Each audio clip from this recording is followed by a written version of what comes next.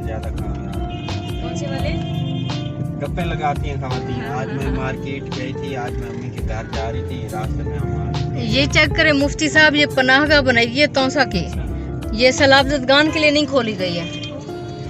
तो मुझे ये बताएं इसका पर्पस क्या है फिर? इस मौके पे, इस बहरान में भी ये नहीं खोली गई तो कब खोली जाएगी? ये वीडियो में आपकी आवाज रिकॉर्ड हो ही रही है ना, ये क्लिप मुझे दीजिएगा टेक करके। इस पे तो लोगों की कैंपिंग, कितने सेफ जगह है, खवातीन को यहाँ रखा जाना चाहिए था, वो जो हमारी बापर्दा बच्ची हैं उनको रखा जाना चाहिए था यहाँ पे, लेकिन ये सरदार साहब की जाती जागीर है असल में। बस हद हो गई है।